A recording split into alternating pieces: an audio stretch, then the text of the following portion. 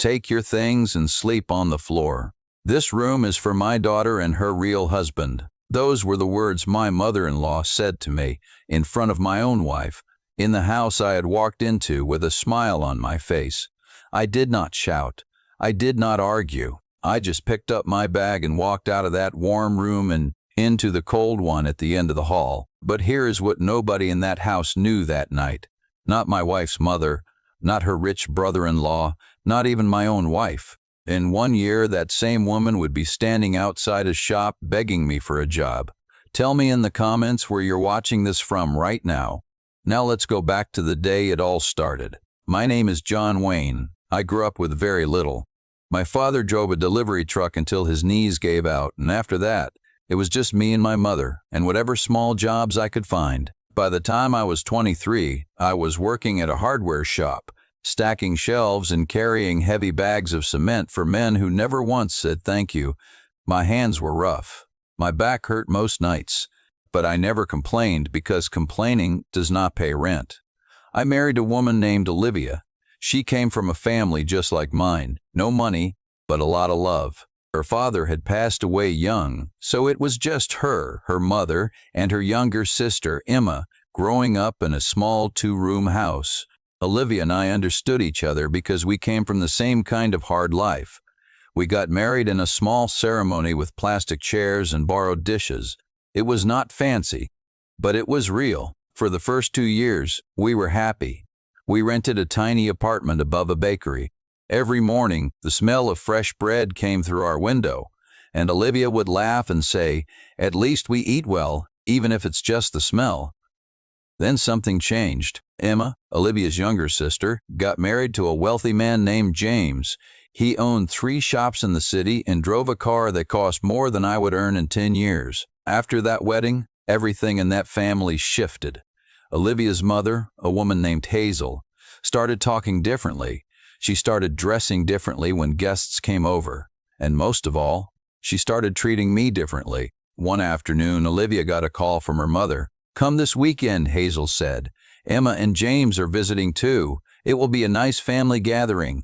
Olivia was excited. She missed her mother. She missed the smell of her home cooking. She packed a small bag and we took the bus, because we did not own a car, to her mother's house. I remember the ride there. Olivia held my hand the whole way and said, "I hope Mama is in a good mood." I squeezed her hand back and said nothing. Something in my chest already felt heavy, like a stone sitting where my heart should be. When we arrived, Hazel opened the door. Her smile was thin like paper. "Oh, you're here," she said, looking past me at Olivia. She did not hug me. She did not even look at my face for more than a second. I told myself it was nothing. Maybe she was just tired. I carried our small bag inside and set it down quietly by the door. The house smelled different than I remembered, like butter and spices, rich and heavy. In the kitchen, I saw plates stacked high with food I had never seen at this house before. Roasted meat, sweet rice with almonds, a cake with real cream, not the cheap kind. "Are we having a party?" Olivia asked, smiling. "Not a party," her mother said. "Just cooking properly for once." I did not understand what properly meant. Not yet. An hour later, Emma and James arrived. James stepped out of his car in a clean white shirt, gold watch shining on his wrist. Hazel ran to the door like a young girl, arms wide open. "My son, come in, come in. I made all your favorites." She hugged James for a long time. Then she turned to Emma and kissed her cheeks twice. Then, almost as an afterthought, she looked at Olivia and gave her a quick nod. Me, she did not look at all. I stood by the wall, quiet, watching. My chest felt tight, but I told myself, this is not about me. Let them have their moment. We all sat down for dinner. The table was set beautifully. Real cloth napkins, the good plates with the gold trim. Hazel served James first, placing the biggest piece of meat on his plate with her own hands. "Eat, eat," she said. "You work so hard, you deserve the best."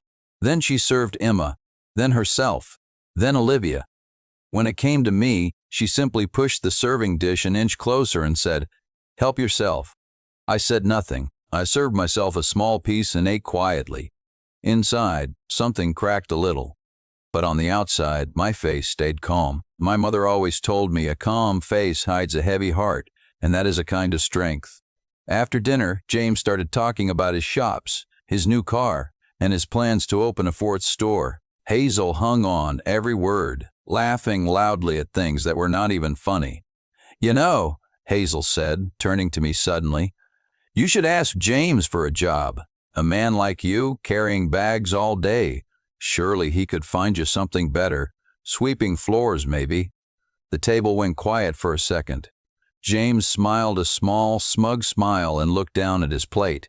Olivia's face turned red, but she said nothing, afraid to make things worse. I felt heat rise in my face, but I kept my voice even. "I have work, thank you. I earn my own way." Of course," Hazel said, waving her hand like she was swatting a fly. "No shame in small work. Someone has to do it." The room smelled like roasted meat and cream cake, but suddenly I could not taste anything anymore. After dinner, Hazel brought out a photo album. She flipped through pictures of Emma's wedding, the huge tent, the string lights, the golden chairs. She held up a picture of James cutting the wedding cake and sighed happily.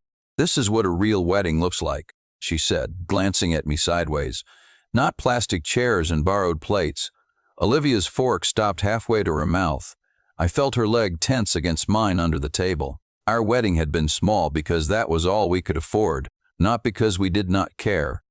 But I said nothing.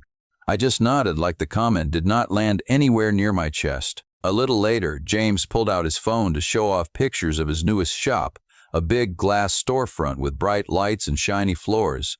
Everyone leaned in to look, oohing and clapping. When he was done, Hazel turned to me with a small, sharp smile. "And you, John? Any big plans? Or are you still carrying bags at that hardware store?" I felt my face get warm, but I kept my voice steady. "I'm still there. It's honest work." "Honest work," she repeated, like the words tasted strange in her mouth. "Yes. There's honor in that too, I suppose. Someone has to do the small jobs." James chuckled quietly into his tea. Emma looked down at her plate, saying nothing. I felt smaller in that chair than I had felt in years, but I did not let it show. I picked up my glass of water, took a slow sip, and let the silence pass over me like a wave. I refused to be pulled under by. Later that night, it was time to sleep. Hazel walked us to the hallway. "Emma and James will take the big room," she said. "It has a good bed, the air cooler. They're used to comfort." Then she turned to me and Olivia. "You two can use the small room. It's fine for a night." The small room had a thin mattress on the floor and no fan. My back had been hurting for weeks from lifting cement bags, and I knew that floor would punish me all night. But I said nothing. I just nodded and carried our bag inside. That night, lying on that hard floor, I heard Olivia crying softly beside me. "I'm sorry," she whispered. "I didn't know she would treat you like this. I never imagined my own mother could be so cruel to my husband." I turned to her in the dark and took her hand. "It's okay," I said quietly. "This will pass. Just stay close to me. Don't ever let go of my hand, and I promise everything will be fine." My back screamed with pain that night, but I did not move because Olivia had finally fallen asleep with her head on my arm, and I did not want to wake her. The next morning, before the sun was even fully up, we woke to voices in the kitchen. Olivia and I both went still, listening. It was Hazel, talking to Emma in a low, happy voice. "Once that poor boy leaves," she said, "I'll cook a real meal for you and James. Something special, with all the good recipes. No point wasting good food on people who don't appreciate it." Olivia's hand went cold in mine. Her mother had just called her husband "that poor boy," like he was nothing, like his hard work meant nothing, like she meant nothing, just for loving me. We did not say a word. We packed our small bag in silence and walked out of that house before anyone noticed we had heard everything. The bus ride home was silent. Olivia stared out the window, tears sliding down slowly, and I stared straight ahead, my back aching, my heart aching more. I felt like a small man that day, not because I had no money, but because someone had looked at me and decided I was worth less than a plate of food. Olivia finally spoke. "What are we going to do, John? We have nothing. No shop, no land, nothing to show her that we're not what she thinks we are." I did not have an answer. That night, back in our tiny apartment above the bakery, I lay awake staring at the ceiling, wondering if Hazel was right about me. But what I did not know yet, what none of us knew, was that a small town 2 hours away was about to change everything. A week later, Olivia came home holding a newspaper, her eyes bright for the first time in days. "John, look," she said, pointing to a small article. "There's a new market festival starting in Fairmont town. They're renting out small stalls for almost nothing, because it's a new market and they want people to come." I looked at the numbers. It was still money we did not fully have, but it was close. We had a little saved. If we sold Olivia's old jewelry and my mother's silver bangles, we might just have enough. "It's a risk," I said. "Everything is a risk," Olivia said. "But sitting still and being humiliated forever, that's a risk too." So we did it. We sold what little we had of value, and we opened a tiny stall in Fairmont selling household tools and hardware supplies. The one thing I actually knew well after years of working in that shop. The first weeks were slow. Some nights we made almost nothing. But I knew tools. I knew which brands lasted and which ones broke in a month. Slowly, people started trusting our little stall. They told their neighbors. Our small table of tools became a small shop. Our small shop became a real one, with a sign and a roof and shelves I'd built with my own hands. 1 year has passed. Our shop had grown into the busiest hardware store in Fairmont. We had 2 workers helping us now, and people came from nearby towns just to buy from John's shop, as they called it. Meanwhile, I heard through Olivia that things had changed at James's shops. He had grown careless, distracted, always out at night instead of managing his business. His shop started losing customers to newer, better-run stores, like mine. One afternoon, I was going over paperwork when a woman walked into my shop, her head down, her clothes plain and worn. She did not look up right away. When she finally did, I froze. It was Hazel. She looked thinner, tired. The confidence she once wore like a fine coat was gone. "John," she said quietly, "I did not know this was your shop." "It is," I said calmly. "What brings you here?" Her hands twisted together nervously. "I heard you were hiring. I need work. Things have not been easy." I learned the full story slowly, piece by piece. Emma had discovered James seeing another woman. She had confronted him, packed her bags, and gone back to her mother's house, filing for divorce soon after. James's shops, without Emma's careful bookkeeping and without his own focus, had started failing one by one. Hazel, who once served the richest son-in-law the best meat on the table, now had no rich son-in-law at all, and no savings of her own. She stood in front of me, in my shop, asking for work. For a moment the room was silent except for the fan turning slowly above us and the sound of a delivery truck outside. "Do you remember?" I said quietly. "The night you told me to sleep on the floor?" Her face went pale. "John, I'm not asking to hurt you," I said. "I'm asking because I want you to understand something. I never asked you to love me like a son. I only asked for basic respect. That's all I ever wanted." "I was wrong," she said, her voice breaking. "I was so wrong about you. I judged you because you were poor, and I forgot that poor and worthless are not the same thing." Just then, Olivia walked in from the back room, carrying a box of supplies. She stopped when she saw her mother standing there, and the box nearly slipped from her hands. "Mama?" Hazel turned to her daughter, tears now falling freely. "Olivia, I'm so sorry, for everything, for that night, for the room, for every unkind word. I was blind, and I hurt the people who actually loved me." Olivia set the box down slowly on the counter. Her voice was quiet but firm. "Do you remember what you said in the kitchen that morning? You didn't know we were awake. You said you'd finally cook a real meal once the poor boy left. Hazel flinched like she had been struck. "I remember," she whispered. "I married a good man," Olivia said. "A man who never once raised his voice at me, who never once made me feel small. You made him feel small in his own wife's childhood home. Do you understand what that did to me? To watch my own mother do that to the person I chose?" One of my workers, a young man named Jacob, glanced up from the shelf he was stocking, sensing the tension, then quietly stepped outside to give us privacy. Hazel wiped her eyes with the edge of her scarf. "I thought money made a man worth something," she said. "I was taught that. My own mother taught me that. I never stopped to ask if it was true.